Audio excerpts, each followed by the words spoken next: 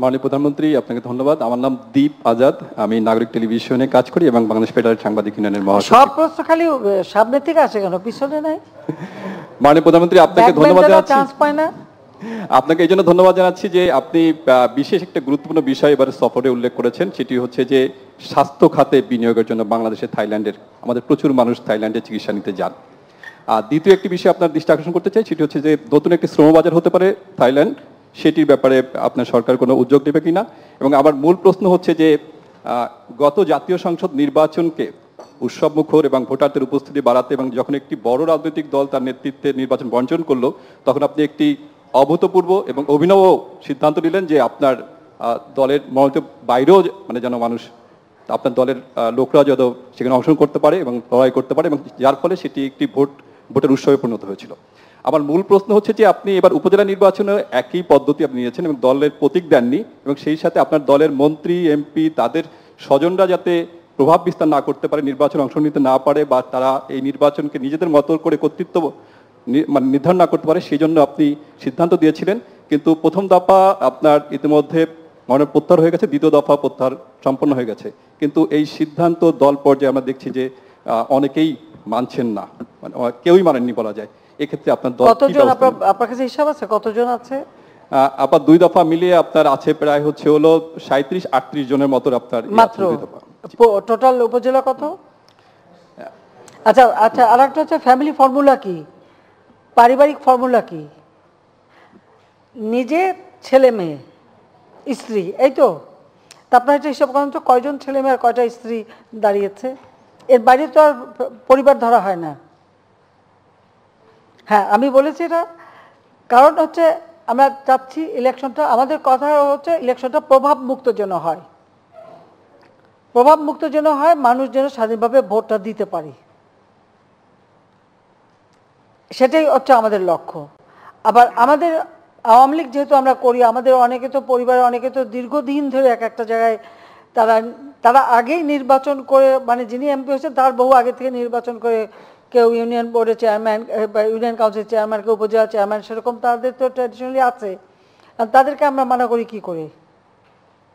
তবে হ্যাঁ, এটা ঠিক যে হয়তো এক জায়গায় বউকে দিল, আর এক জায়গায় ছেলেকে দিল, আর এক জায়গায় এগুলি আসলে ঠিক না। কর্মীদেরও মূল্যায়ন করা উচিত। আমি সেটাই বলতে চেয়েছি আমাদের নেতা কর্মীদেরকে, যে কর্মীদেরও মূল্যায়ন করা উচিত, এবং সেখানে সব কিছু নিজেরাই নিয়ে নেব, একটা আর আমার নেতা কর্মীদের জন্য কিছু রাখবো না, এটা তো হয় না। সেই কথাটাই আমি বলতে চেয়েছি। আর যেন বেশি প্রভাব না ফেলে, এবং সবাই দাঁড়িয়েছে, ইলেকশন করছে, এবং এটা লক্ষ্যটা হলো নির্বাচনটা অর্থবহ করা। এখন অনেকগুলি রাজনৈতিক দল নির্বাচন বর্জন করছে, একসময় দেখা গেলো সবাই বর্জন করে কেন? কারণ আসলে নির্বাচন করবার মতো সক্ষমতাই নাই। যে কোনো একটা নির্বাচন, আপনি যদি পার্লামেন্ট ইলেকশন করতে হলে আপনাকে তো পাবলিকের কাছে দেখাতে হবে যে আপনার পরবর্তী নেতৃত্বে কে আসবে, বা প্রধানমন্ত্রী কে হবে, বা নেতা কে হবে, একটা নেতা তো দেখাতে হবে। আপনার কাছে যদি এখন উপযুক্ত নেতা না থাকে, তখন তো আপনাকে একটা ছুতা খুঁজতে হয়। হ্যাঁ, ইলেকশন করলাম না, বিরাট ব্যাপার দেখালাম। বাস্তবতা তো সেইটাই, আমাদের দেশে তো ওইটাই হচ্ছে এখন। একটা সাজাপ্রাপ্ত আসামিকে যদি পাবলিকের কাছে দেখান, পাবলিক তো ওটা নেবে না। পলাতক আসামি, তাকে যদি দেখান, পাবলিক তো নেবে না। রাজনীতি করতে গেলে তো ঝুঁকি নিতে হয়। 75 সালে পরে আমাকে দেশে আসতে দেবে না, রেহানার তো পাসপোর্টটাও রিনিউ করে দেয়নি।